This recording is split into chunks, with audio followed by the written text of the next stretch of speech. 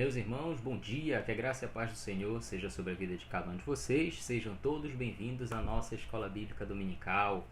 Nessa manhã de domingo, todo mundo acordado já, tomou banho, tomou café, pronto aí pra gente estudar a Palavra de Deus juntos. Durante 5 domingos nós fizemos umas lições sobre a primeira carta de João. Nós estudamos sobre firmados no amor e falamos, dentro da carta de João, sobre essas nuances que João nos dá para os nossos dias, como a gente deve viver, como que a gente deve se relacionar. E agora, finalizada, essa etapa na carta de João, lembrando que o tema anual da nossa igreja, o que a gente está estudando ao longo desse ano, é unidade na diversidade. Então a gente tem trazido temas que vão mostrar que nós somos diversos, nós temos peculiaridades, particularidades, nós somos pessoas diferentes, mas que nisso tudo nós vamos ter unidade, Ninguém está falando que a gente tem que ser igual, nós temos que ser todos iguais. Mas nós, como Igreja de Cristo, nós vamos ser muitos membros, mas um só corpo. Então esse corpo ele precisa ser uno, ele precisa ter unidade. Ele não é um corpo uniforme. Não são todos pé, nem todos mão, nem todos olho, mas nós somos cada um exercendo a sua função, e cada um exercendo a sua função, obviamente o corpo ele vai se movimentar, vai se alimentar, vai se cuidar, vai caminhar, vai executar suas atividades. Então a igreja enquanto corpo, que é a metáfora que Paulo usa, ela é um aspecto, ela tem um aspecto de uma entidade viva, como corpo de Cristo. Uma vez que Cristo é a cabeça, nós somos o corpo, então nós somos vivos, nós estamos vivos. Como um corpo vivo, ele precisa executar suas atividades, ele precisa fazer suas coisas, e por conta disso, esse corpo vivo ele vai se relacionar, ele vai se interrelacionar, ele vai ter relacionamentos dentro dele. Mas também, à medida que eu tenho relacionamentos internos, dentro do corpo de Cristo, eu tenho relacionamentos externos, que são com as pessoas que estão fora do corpo de Cristo. Tudo isso traz pra gente algumas reflexões importantes. Então a gente conversando, eu e o pastor Viegas, ele me sugeriu, e eu achei que foi uma sugestão muito boa e extremamente desafiadora. Nós vamos conversar a partir de hoje sobre a carta de Tiago, ou na carta de Tiago. Nós pegaremos a carta de Tiago e da mesma forma, a intenção não é ser exaustivo, nós não vamos fazer uma exposição exaustiva da carta de Tiago, porque isso levaria meses. A ideia é que a gente tire algumas lições dentro da carta de Tiago para que nós possamos refletir, pensar e principalmente não sermos conhecedores apenas da palavra, mas sejamos praticantes da palavra. Então eu convido você agora a você pegar a sua Bíblia, acessar no celular. É para acessar a Bíblia, não é para acessar o Facebook no WhatsApp. O Facebook agora é só para você assistir a lição, tá? Ou no YouTube, se você estiver no YouTube. Agora é hora de você pegar a sua Bíblia e abri-la em Tiago, no capítulo 2, no verso 17, que é um dos versos centrais dessa carta, ou eu diria aí que o 17 e o 26, eles são ali os versículos centrais dessa carta, que eles conseguem, de alguma forma, abarcar a maior parte dos temas abordados aqui. A ideia hoje é que a gente comece essa jornada. Então, primeira não, acostumado com 1 João, carta de Tiago, segundo escreveu Tiago, no capítulo 2, no verso 17, eu estou usando a nova versão transformadora. Como veem, a fé por si mesma, a menos que produza boas obras, está morta. Como veem, a fé por si mesma, a menos que produza boas obras, está morta. Senhor, muito obrigado pela manhã de hoje. Nós te agradecemos porque estamos vivos e porque temos a oportunidade de fazer obras vivas, obras relevantes e não obras que não são relevantes. Nesse momento, nos ajuda a compreender a tua palavra ao iniciar a escola bíblica dessa manhã, para que nós ouçamos o Senhor, aprendamos do Senhor e possamos aplicar conforme a vontade do Senhor. Em nome de Jesus, amém. Meus irmãos, a ideia dessa manhã é que nós façamos esse panorama sobre a carta de Tiago, para que nós tomemos ali alguns detalhes, algumas nuances que são importantes para a gente entender o pano de fundo dessa carta. Por que é importante entender o pano de fundo não só da carta, mas qualquer texto bíblico? Porque quando você entende o que se passava, você começa a ter noção de qual era a intenção do autor do texto.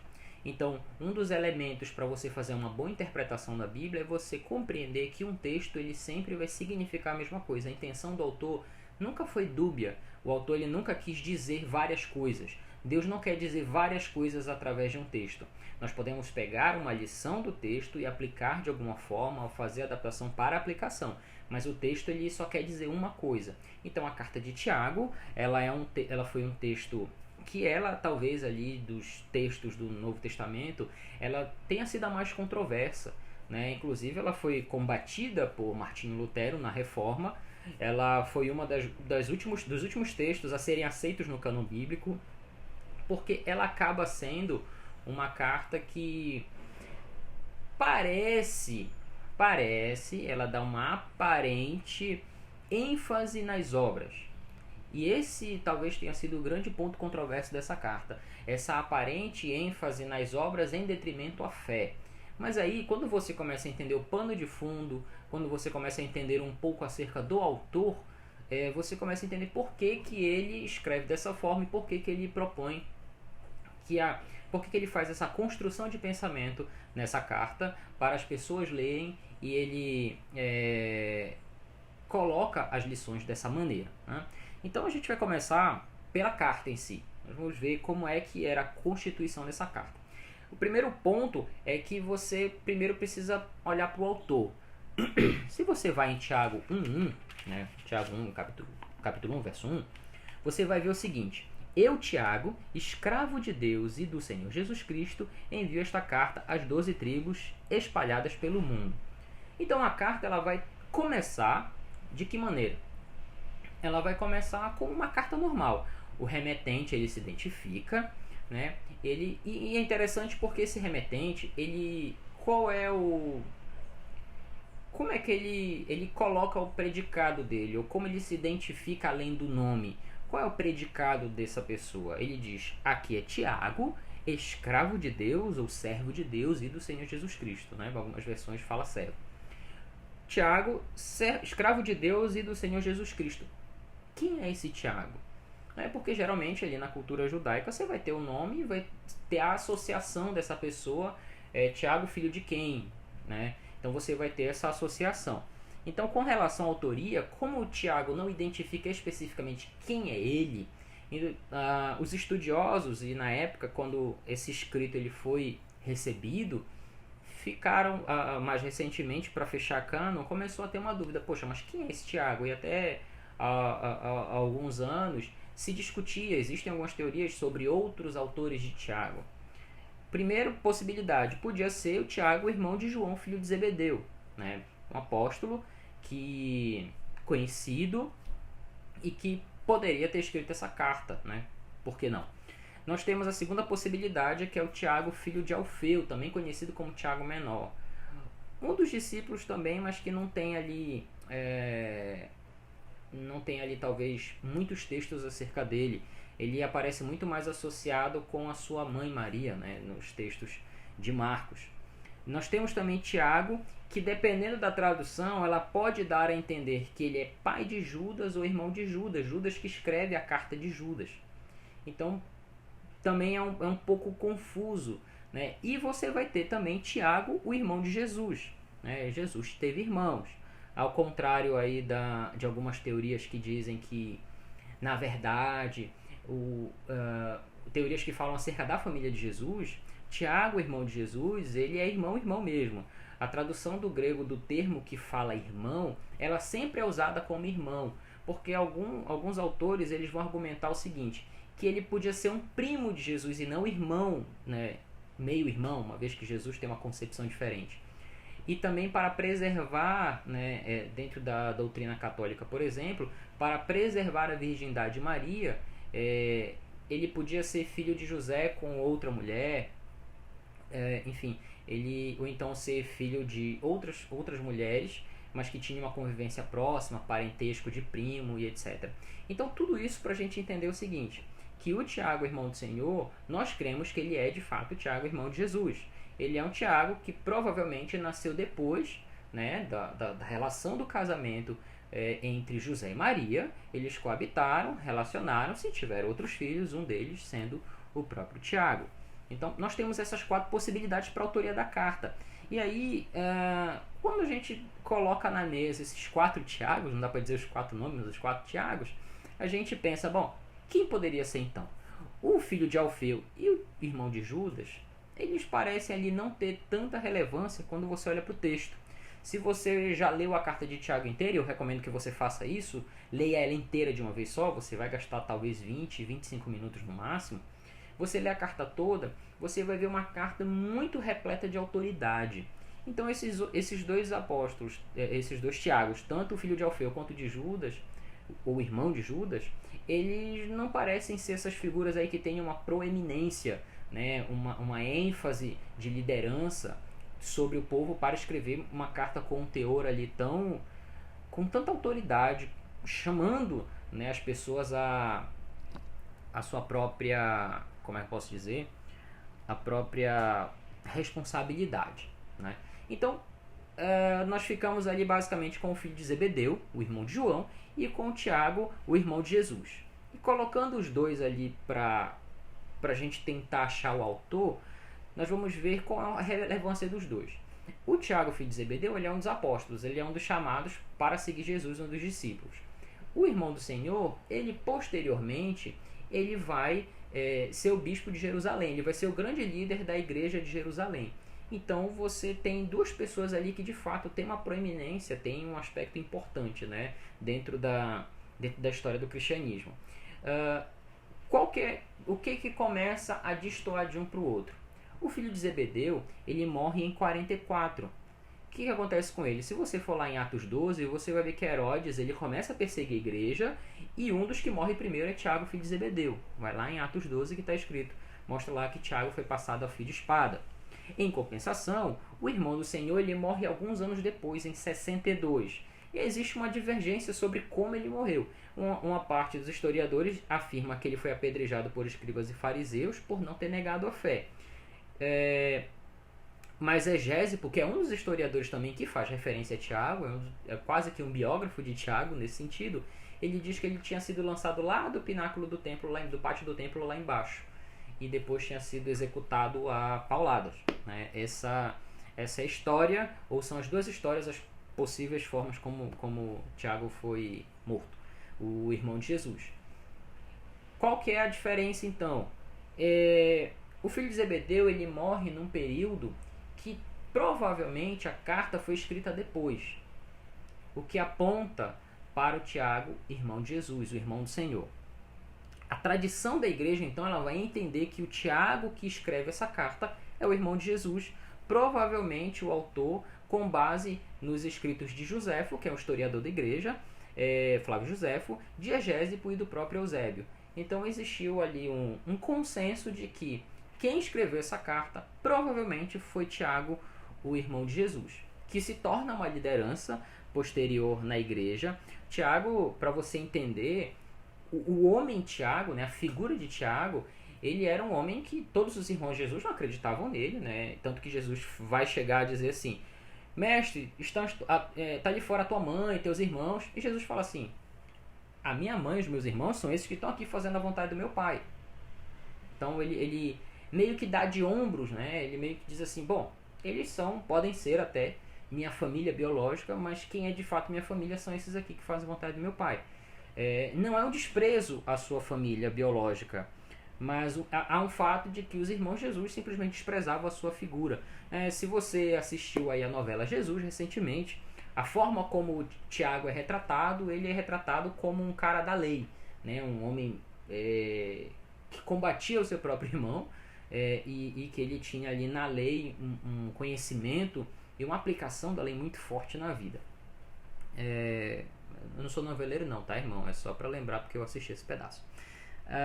Então Tiago ele é chamado posteriormente. Então posteriormente Tiago ele tem um encontro com Jesus, e esse encontro com Jesus ali faz com que ele mude, né, o encontro com Jesus ressurreto. Depois que Jesus é crucificado, então Tiago encontra Jesus ressurreto, então aquilo ali muda a vida dele. A gente vai ver isso mais um pouco na frente, na linha do tempo. A data que essa carta foi escrita é importante, porque provavelmente essa carta ela foi escrita ali entre 45 e 49. Porque quando você vai ver lá em Tiago 2:2, você vai ver o seguinte: se por exemplo alguém chegar a uma de suas reuniões vestido com roupas elegantes e usando joias caras, e também entrar um pobre com roupas sujas, na outra versão, na versão da Revista Atualizada, vai dizer quando chega na sinagoga. Então dá a impressão ali que os cristãos não foram expulsos das sinagogas ainda, ou pelo menos alguma parte deles ainda frequenta a sinagoga, né? Não tem ali uma perseguição tão forte. Então dá a entender que a vida dos cristãos ainda era de uma certa forma comum ou recentemente comum na sinagoga. Eles ainda frequentavam a sinagoga para os ensinos. Não há nessa carta, por exemplo, uma referência ao concílio de Jerusalém, que já ocorre em 49 e está registrado em Atos 15, que foi aquela reunião para resolver algumas questões em Jerusalém. E claro, a carta ela fala sobre alguns aspectos interessantes e importantes de uma necessidade de alimento, né? Fala muito sobre os pobres nessa carta. Então, por conta disso, ele faz a referência a essa necessidade de alimentos. E em 46, ali no ano 46, a Palestina sofreu uma grande fome. Então, nesse período, por isso que a carta ela não tem uma data exata, mas ela provavelmente foi escrita entre 45 e 49. Então, considerando essas datas, entre o ano 45 e o ano 49, o Tiago, filho de Zebedeu, irmão de João, não poderia tê-la escrito porque ele morreu em 44. Então, ele não psicografou a carta. Tá? Então, só para ficar claro. Então, provavelmente foi o irmão do Senhor quem escreveu. Quem são os destinatários? Uma carta ela não é escrita, né, à toa. Ela é escrita pensando em quem vai ler. Então, quem eram as pessoas que Tiago esperava que lessem essa carta? Ele começa no verso 1 dizendo: envia essa carta às 12 tribos espalhadas pelo mundo. A versão revista e atualizada vai dizer as 12 tribos da dispersão. Então, quem são esses judeus dispersos? Alguns autores vão dizer que essa dispersão ela tem um sentido mais teológico, né? Uma vez que aqui a gente não tem mais as 12 tribos de Israel constituídas, como elas eram constituídas até antes da queda dos dois reinos. Nós tínhamos as tribos e na queda dos dois reinos virou bagunça e você não tem mais as tribos ali divididinhas, Ruben, Gad, Dan, não tem mais, acabou essa história. Então, por conta disso, nesse contexto você não tem mais essas tribos divididas e ele faz essa referência. Então ele faz uma referência não a Israel em si. Entende-se que esse sentido teológico é que o destinatário é toda a igreja, todos aqueles que creem, todos aqueles da fé. Essa ideia é uma ideia teológica dessas 12 tribos, de que todos nós fazemos parte, porque todos nós leremos essa carta, e essa carta então ela vai chegar até nós. Por isso, mas basicamente também ele fala aos judeus, aqueles da dispersão. A ideia de Tiago era conversar com os judeus, porque era quem ele conhecia e era a linguagem que ele conhecia. Se você for olhar lá em Gálatas, você vai ver que em Gálatas 2:9, capítulo 2, basicamente, você vai ver o encontro de Paulo com Pedro e Tiago. Então, essa referência, esse encontro, ele mostra que Pedro e Tiago eles vão falar mais com os da circuncisão e Paulo e Barnabé vão seguir mais ali para com os gentios, né, para falar com os gentios, para levar o evangelho para os gentios. Há uma divisão de tarefas ali. Então eu vou cuidar dessa parte, nós vamos cuidar dessa parte e vocês dessa parte. Há uma divisão de tarefas sobre para quem se haveria de pregar e de ensinar. Então, como Tiago está falando mais para judeus, a linguagem é carregada de ensinos do Antigo Testamento. Ele tem uma linguagem judaica muito forte. Ele faz uso de expressões que basicamente somente os judeus entenderiam. Expressões veterotestamentárias, ou seja, expressões do Antigo Testamento. Ele traz à tona, ele traz à voga vários itens do Antigo Testamento para conversar com os leitores da carta. No capítulo 2, no verso 19, ele usa a seguinte expressão aqui: você diz crer que há um único Deus. Muito bem. Essa referência sobre o único Deus é uma referência muito judaica. sobre o monoteísmo judaico. Então é uma expressão que ela bate muito firme dizendo só há um Deus, ouve Israel, há um Deus, não há deuses, há um Deus. Então é uma expressão judaica muito forte, é uma marca do judeu, é uma marca fincada no chão de que há um Deus, o monoteísmo judaico na veia. E claro, tem a figura da sinagoga também, então eram judeus que também frequentavam a sinagoga. Você está ali vendo que Tiago está preocupado em falar primeiramente com os judeus, porque a priori esse seria o ministério dele, seria o público-alvo que ele deveria atingir. Né? E claro, as 12 tribos, essa referência às 12 tribos de Israel, como eu falei anteriormente, já não se trata mais das 12 tribos de fato, mas são as 12 tribos de direito, enquanto um direito conquistado por Cristo na cruz de fazermos todos parte do povo de Deus. Então, quem escreve uma carta escreve para alguma coisa, né? Tem algum propósito nessa carta. Para que Tiago escreve a carta? Quando você faz a leitura, o que a gente consegue extrair? A gente consegue extrair alguns aspectos aqui do que ele intencionava falar. A carta ela é essencialmente prática. Então, algumas pessoas elas fazem, uma parte dos estudiosos chega a dizer que essa carta de alguma maneira ela é pouco teológica. Em que sentido? Ela tem poucos itens ali de, como você vê as cartas paulinas, por exemplo, que elas têm tratados teológicos, a própria carta de João que a gente estudou anteriormente, tratados teológicos sobre Deus. Você tem um pouco menos disso. Mas é uma carta que ela tem um cunho muito prático. É uma carta para a vida, é uma carta para você ler e aplicar. Né? Chegam a dizer que a carta de Tiago ela é equivalente aos provérbios do Novo Testamento. Tal é o caráter educativo. Né? Para você ter ideia, Tiago tem 108 versículos, se eu não me engano. Tem mais de 50 que possuem verbos no imperativo. Faça isso, não faça aquilo, seja assim, não seja assado. Ele é muito, tem um caráter muito professoral de chegar e dizer o que se tem que fazer. Porque às vezes a gente, quando faz leitura da Bíblia, fica muito preocupado. Poxa, o que Deus vai falar para mim?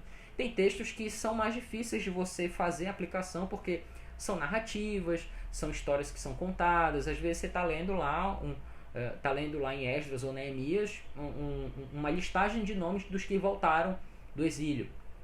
Então é um pouco, não é impossível, mas é um pouco mais complicado para um leitor ordinário, né, aquele que faz leitura devocional apenas, extrair uma lição.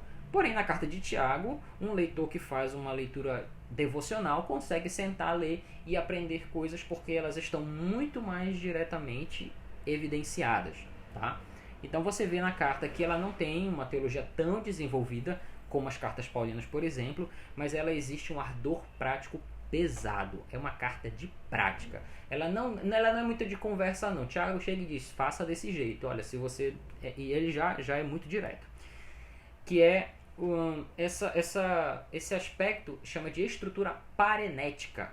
É esse mesmo nome, parenética. Mas calma, não estou falando em línguas. É só a estrutura de um livro de instruções éticas e exortações. Ou seja, você vai ter muitos elementos de posicionamento, de atitude, de uma estrutura de como deve ser a ética do cristão e, claro, de exortações sobre como proceder. É isso que a carta tem como objetivo. Então ela vai mostrar a diferença que a prática da palavra de Deus na vida do crente ela faz de maneira efetiva e eficaz.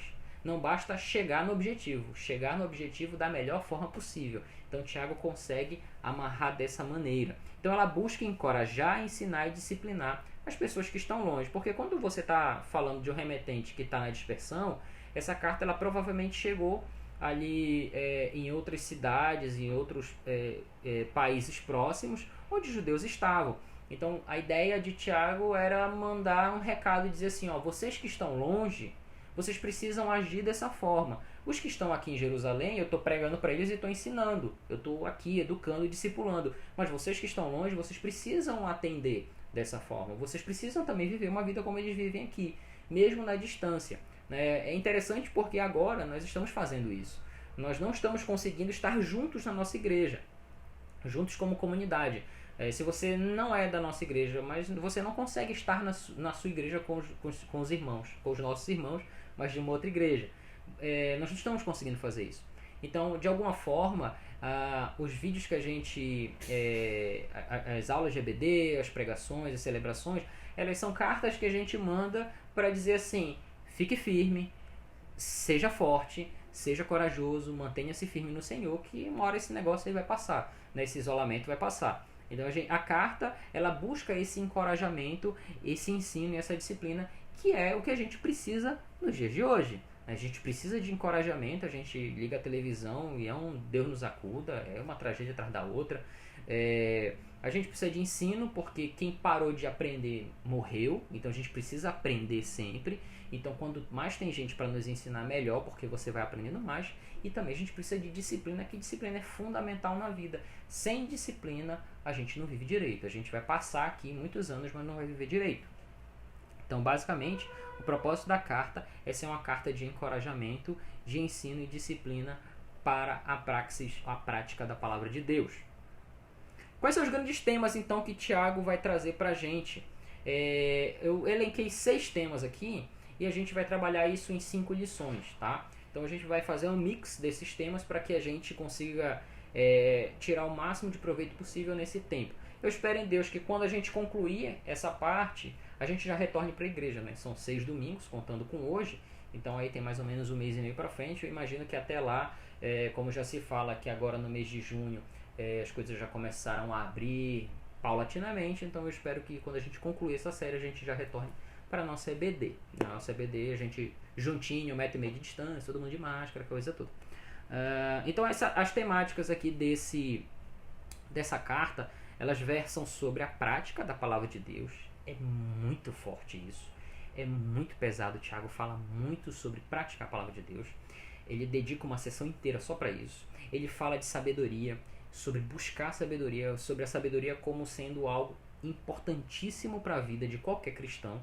E se você não tem sabedoria, você tem que pedir a Deus, e Ele dá. Se você pedir, Ele dá. Mas não pode pedir assim: Senhor, me dá sabedoria. Parece que aí pessoal que ora com um olho aberto e outro fechado. Não, você tem que pedir mesmo, confiar que Deus vai dar.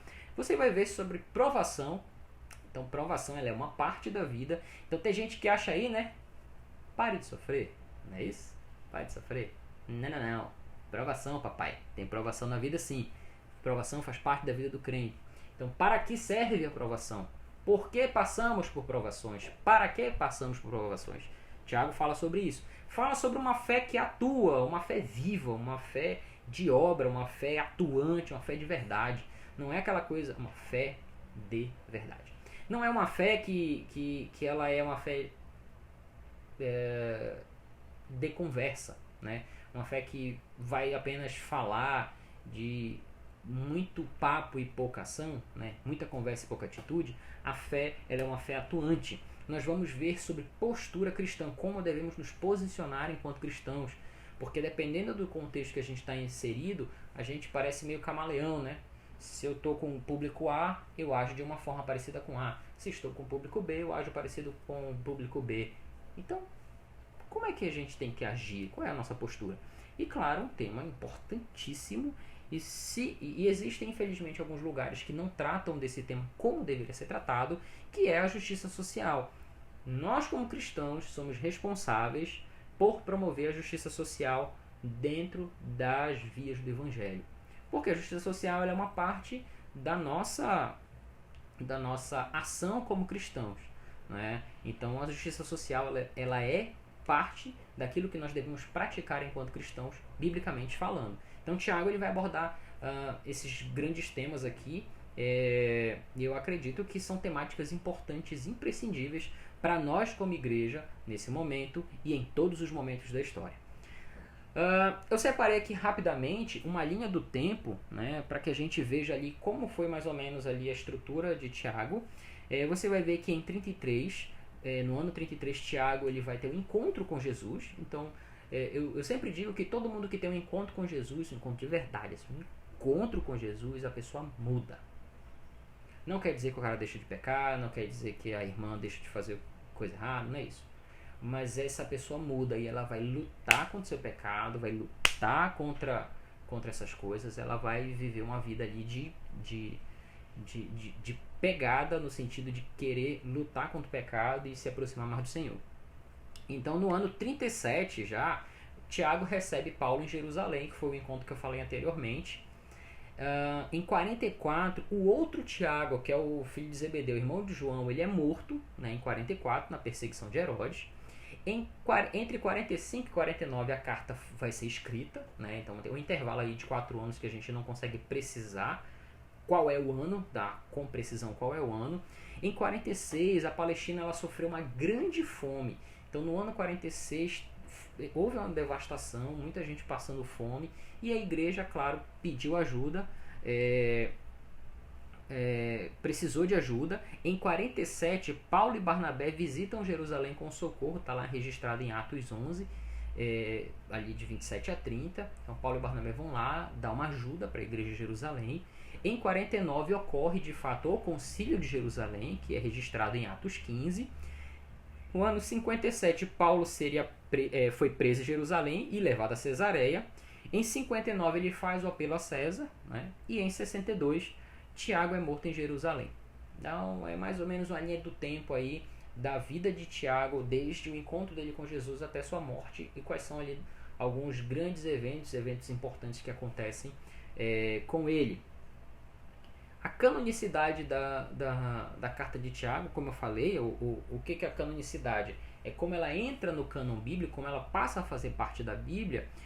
Ela foi incluída por Jerônimo na Vulgata, né, que é a versão latina, em latim da Bíblia, e depois ela vai ser questionada por Erasmo de Roterdã, porque Erasmo de Roterdã já mais recentemente, né, no período da Reforma, ele achava que o grego era de muito boa qualidade para um judeu escrever. Ele questionava isso, e Martinho Lutero, como muitos de nós já sabemos, se não todos nós, Martinho Lutero questionava porque ele achava que a carta era controversa com relação à justificação pela fé. Ele chegou a dizer que era uma carta de palha, né, que ela não tinha substância, porque Tiago ele faz uma leitura da fé como ele faz leitura das obras não para a justificação. Não é que as obras elas são através das obras eu seria justificado, mas que o fato de eu ter fé, se eu for de fato justificado pela fé, então eu terei obras para comprovar isso. Eu terei frutos para dizer de fato eu nasci de novo e agora eu sou uma árvore que dá bons frutos.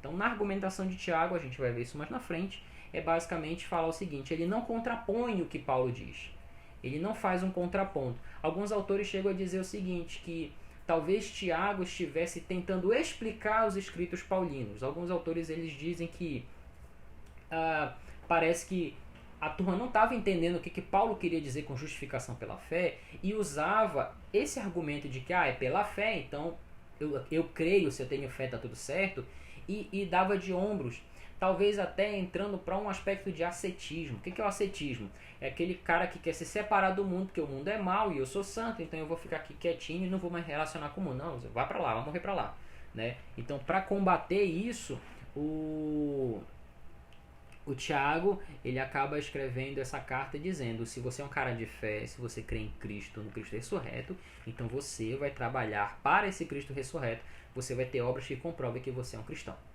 É mais ou menos aqui que existe essa controvérsia. Mas foi aceito no cânon protestante também. Primeiro cânon, que é o da igreja, primeiro fechamento da Bíblia. Depois ela segue até a Reforma Protestante. Na Reforma Protestante não é retirado, a carta é mantida como uma das epístolas gerais. Ela fica ali localizada logo após a epístola aos Hebreus e antes da carta de Pedro. Então, se você até agora não achou Tiago, nem pelo índice, fica depois de Hebreus e antes de 1 Pedro, tá? Tô brincando, eu acho que você já achou. Então, qual era o contexto ali de Tiago? Bom, Tiago, ele estava em Jerusalém. Basicamente, Tiago mora ali em Jerusalém, vive em Jerusalém, não foi um dos que foi disperso. Ele fica em Jerusalém e ele exercia a liderança, né, na igreja de Jerusalém. Lá você tinha o epicentro, né, a palavra aí que está usando muito, o epicentro agora, da fé cristã crescente. Então a fé cristã ela cresce em Jerusalém, ela tem um boom, né, tem aquela explosão, né, quando a gente fez a introdução de 1 João, a gente estava mais ou menos falando isso também. E possivelmente isso vai acontecer que depois da morte de Estevão, vou falar da morte de Estevão de novo, Depois da morte de Estevão, a igreja ela sofre uma dispersão porque é uma pequena perseguição ali, inclusive entra no contexto ali Saulo perseguindo a turma até que ele tem o encontro dele. Então, a turma do caminho, né, mas era assim que eles eram conhecidos lá em Atos 9, começa a perseguir, então muitos judeus vão embora, e existe também a própria naturalidade daqueles que eram viajantes, o famoso caixeiro viajante, que eram mais nômades, viviam nas cidades, vendiam, compravam. Então essas pessoas que faziam esse período aí de trabalhar fora, enfim, viajar as cidades trabalhando, era para essa turma que basicamente Tiago escreveu, para que eles, mesmo longe, se mantivessem na fé, buscassem a fé e exercessem na prática o que ele entendia ser a fé em Jesus Cristo. Tiago, ele era um judeu piedoso, e por ser um judeu piedoso, criado, forjado no judaísmo, ele tinha uma relação muito forte com o judaísmo. Alguns autores vão dizer que Tiago, ele de alguma maneira ele queria manter o diálogo com o judaísmo, né? O Tiago queria manter aquela relação com o judaísmo para que não tivesse nenhum tipo de problema ali. E naquele momento, mesmo com a perseguição, alguns judeus cristãos não haviam sido expulsos da sinagoga. E qual era o contexto ali? Bom, eu falei 2 vezes e vou voltar nesse ponto. Em 46 você vai ter uma grande fome na Palestina. Imagine você, a constituição social judaica, ela era uma constituição social ali que, como a gente vê hoje, ela tem uma ala privilegiada. Qual era a ala privilegiada? Era a ala da religião. Por que a ala da religião era privilegiada? Porque para o judeu não tinha muito essa diferença não tinha essa dicotomia, né, essa separação entre religião e política, por exemplo. Para ele tudo a mesma coisa, estava tudo ali no mesmo bolo. O Estado judeu era um Estado teocêntrico. Então ele era um Estado que ele olhava para Deus como o Senhor do povo. Então ele tinha representantes, e esses representantes falavam em nome de Deus para o povo e governavam o povo a partir dessa ligação com Deus. Então, por ser um Estado teocêntrico, a religião, eles não enxergavam que a religião e a política eram coisas distintas. Para eles era uma coisa só. Então, por conta disso, você tinha algumas camadas que eram mais privilegiadas, porque os caras da religião eram os caras que mandavam, e se eles mandavam, eles eram ricos, eles eram quem tinha as posses. Havia muita... No meio dos judeus, a cobrança de impostos, ela era pesada. Então, por ela ser pesada, se você quer ter um exemplo disso, baixa aí no teu celular o aplicativo The Chosen, que é Os Escolhidos, que é uma série, um pessoal que fez uma série sobre Jesus, e é muito bom. Eu assisti 2 episódios, eles são muito bons. Lá no The Chosen vai mostrar Mateus como um publicano, coletor de impostos. É interessante assim essa relação com o coletor de impostos, porque a turma da religião, elas tinham lá, eles recebiam já aquilo que o povo dava, né? O povo, dentro do sistema judaico, ele já tinha as obrigações de entregar as ofertas no templo e tudo. Então a alta sociedade, né, os ricos, eles eram basicamente os caras que mandavam no Estado judeu, os homens da religião judaica, sacerdotes, a elite clerical ali era a turma, né, que detentia o poder não só político como financeiro também. Muitas famílias elas acabavam arrendando as suas terras para pagar impostos, e aí não conseguia, e perdia a terra, perdia a filha, perdia a mulher, o cara perdia tudo, porque ele não conseguia, porque era uma carga de impostos pesada, além das ofertas, óbvio, tinha os impostos que tinham que pagar para os romanos, enfim, o negócio não era simples.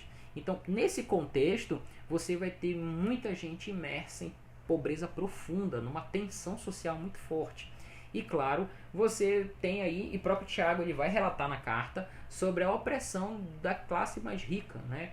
Como a gente observa ainda nos dias de hoje, uma classe rica, hoje é moda, eu vou fazer esse comentário, porque hoje é moda, né? Rico pegar e falar como se entendesse ou como se vivesse a pobreza. Não é bem assim, não estou dizendo aqui que você tem que ter raiva de rico, pelo contrário, não leve por esse lado. É que às vezes a gente não tem uma compreensão do que é a vida do pobre, de quem é mais pobre, de quem é mais isso, mais aquilo. Jesus disse que os pobres a gente sempre vai ter com a gente, porque com os pobres a gente vai ter oportunidade de exercer a fé, a caridade, o amor, o cuidado, o que o Cristo, que morreu na cruz e ressuscitou, fez por nós. Ele nos deu essa capacidade de a gente se preocupar com o mais necessitado, né? E, naturalmente a gente não faz isso.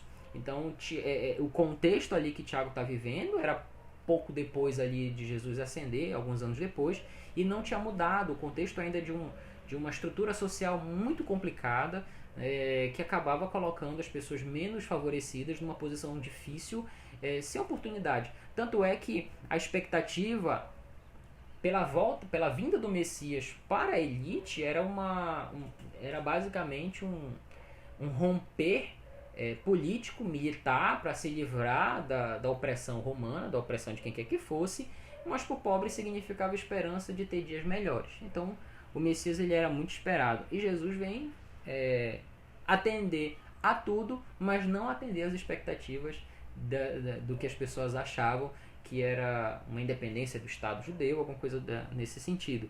A gente vai ver também que a própria igreja de Jerusalém, Tiago vai fazer uma crítica forte, era uma igreja que fazia acepção de pessoas, que se entrasse uma pessoa mais abastada, e você ia perceber isso pelas vestes, pelos anéis, pelo que ela ostentava, essa pessoa era chamada, louvada, bem considerada, em detrimento àquela pessoa mais simples, menos favorecida, com menos recursos. Então era uma circunstância difícil, complicada, que é o contexto social ali. E a gente vai ver uma outra coisa. Tudo isso fruto do mundanismo. Se você for lá em Tiago 4,4, você vai ver o seguinte: agora, essas pessoas ficam surpresas quando vocês deixam de participar de suas práticas desregradas e destrutivas, e por isso os difamam. Por quê? Porque tudo isso aí a gente vai ver, e Tiago vai dizer posteriormente o seguinte, que a amizade do mundo se constitui em inimizade com Deus. Há uma surpresa, né, dessas pessoas quando você deixa de participar dessas práticas. Por quê? Porque o mundanismo ele invadiu a igreja.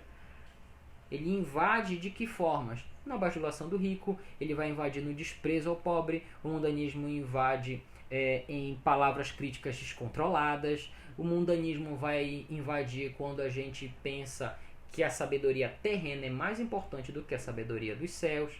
Quando você vê posições de arrogância, você vê o mundanismo no fracasso da prática da fé. Ou seja, o mundanismo ele vai se infiltrando na igreja, nas pequenas práticas dos crentes, e por conta disso ele vai criando uma série de circunstâncias tenebrosas dentro do corpo de Cristo. Isso nós estamos falando da igreja lá em Jerusalém. E para isso Tiago escreve para a turma que está longe e educa aqueles que estão perto justamente assim. Não pode ser dessa forma. Isso não pode acontecer desse jeito. Não havia, basicamente, até então, uma formatação teológica da igreja. O Concílio de Jerusalém acontece depois.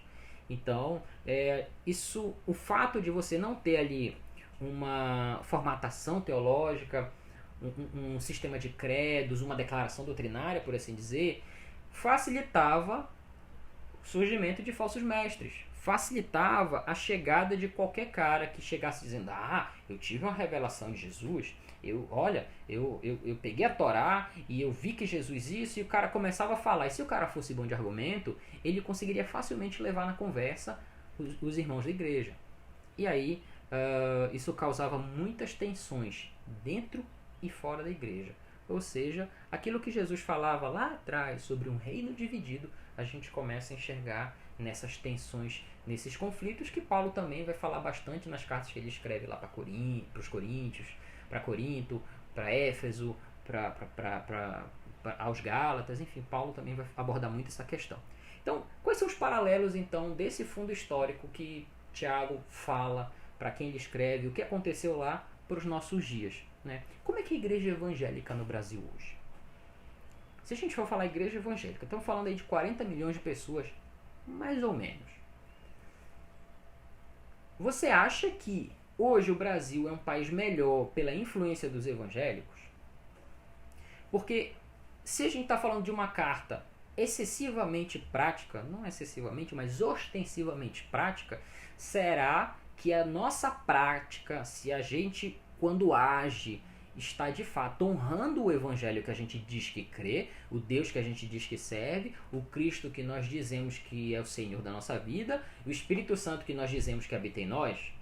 Será que a igreja evangélica no Brasil hoje ela é uma igreja que de fato é uma igreja de prática bíblica, ou ela é uma igreja teoricamente bíblica, mas na prática ela é uma igreja incrédula?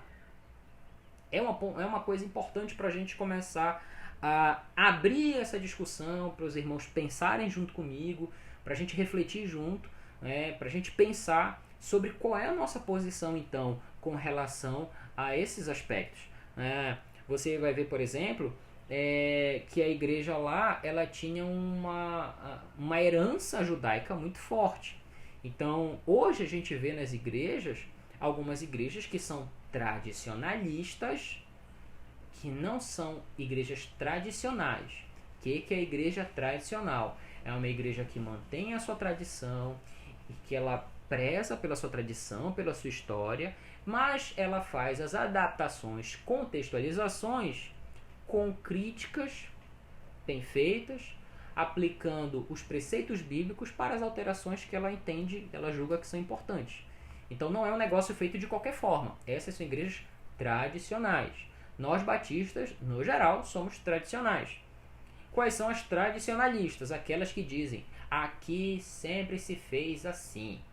Bom, se nós nos enquadramos com esse papo de aqui sempre se vê assim, então nós não somos mais tradicionais, nós somos tradicionalistas.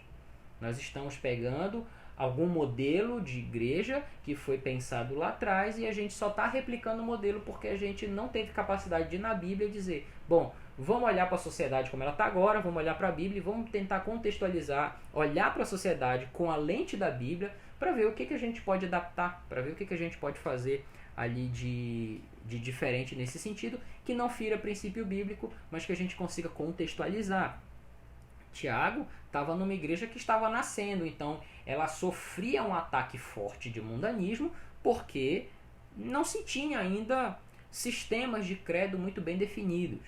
Hoje nós tivemos diversas confissões de fé, hoje a gente tem na nossa denominação uma declaração de fé, nós temos outras declarações de fé que são adotadas por serem similares, aí tem um ponto ou outro que não são essenciais, não são pilares da fé, e que são adotados também, então que são igualmente válidos. Então você tem ali que hoje a gente tem sistemas de credos mais estabelecidos, mas parece que a gente ainda dá uma escorregadinha aí quando vai falar de contextualização e tradicionalismo. Um outro ponto que é importante e que a gente vê que aconteceu muito no primeiro século e que a gente vê hoje é o sincretismo. Por que eu digo que aconteceu muito no primeiro século? Porque ali era um contexto que nós estávamos, que a igreja estava embebida na filosofia grega, né? O próprio judaísmo, tinha uma ala do judaísmo que era uma ala que aceitava bem a influência grega, né? Que eram os helenizados. Então, por eles aceitarem a cultura grega, eles eram considerados helenizados. Então, nesse contexto havia um sincretismo, né, de você ter algumas ideias da filosofia grega agregadas ao judaísmo. Mas se a gente não faz isso hoje, né, a gente vê alguns elementos aí que parecem ser muito cristãos não dentro das nossas igrejas, de uma maneira geral. A gente acaba vendo que o cenário evangélico brasileiro ele é muito plural, né, ele é muito diversificado. Então, nessa pluralidade dele, a gente vê muita coisa que não parece ser da Bíblia não, tá? Mas que somente dentro do escopo bíblico é que eu vou dizer aquilo que é o que não é e que eu entendo e nós entendemos que o Espírito Santo vai nos direcionar a partir da Bíblia para dizer se é ou não é aquilo correto.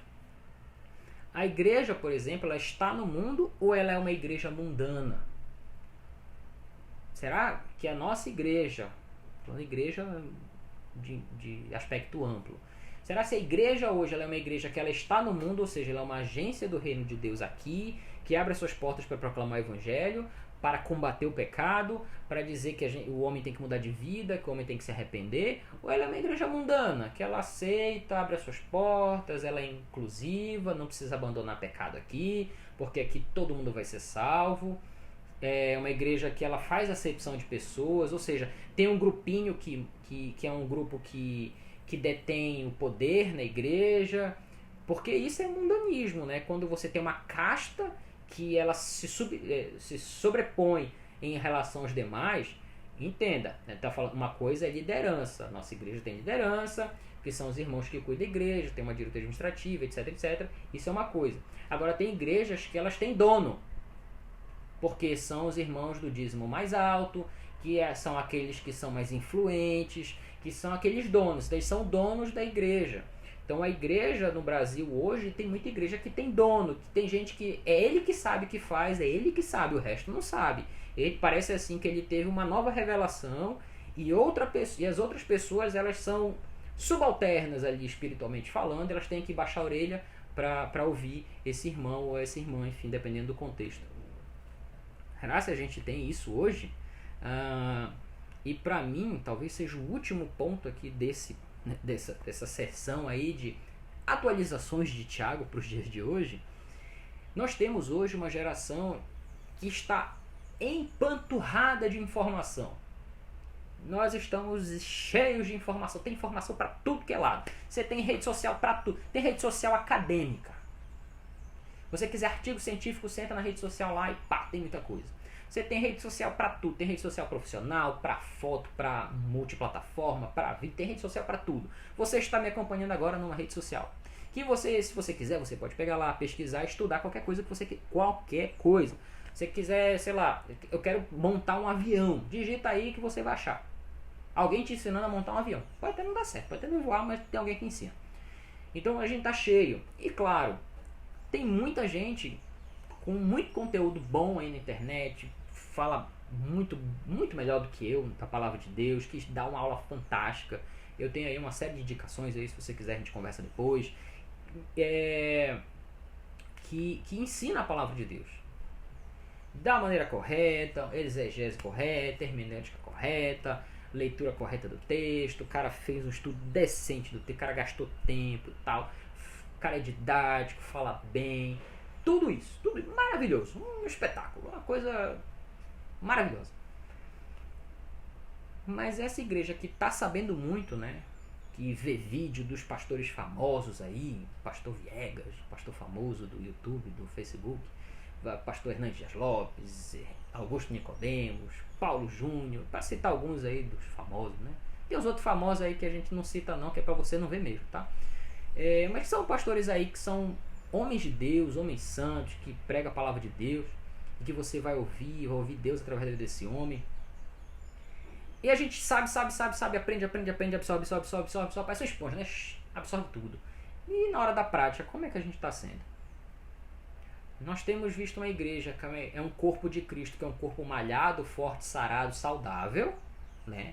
Tem um livro do Mark Dever que fala o que é uma igreja saudável, uma igreja, e a ideia é que a igreja seja uma igreja fisicamente potente, né? Que tenha força, tenha vigor, já que é um corpo. Ou a igreja ela é uma igreja obesa, se alimenta, mas não pratica, ela vai engordando assim. Aí vai aumentando as taxas, ela vai ficando doente, ela sabe demais, a igreja que sabe muito, mas que não pratica, então ela vai engordando assim num nível que vai começar a desenvolver as patologias relacionadas ao excesso. Ou será que a igreja é uma igreja que sabe nada da Bíblia, é uma igreja raquítica, e que uma igreja raquítica não vai parar em pé, não vai conseguir caminhar. Então, essas são as reflexões que a gente olha para a igreja, para os irmãos para quem Tiago escreve, e a gente vai começar a discutir melhor isso a partir do próximo domingo, né?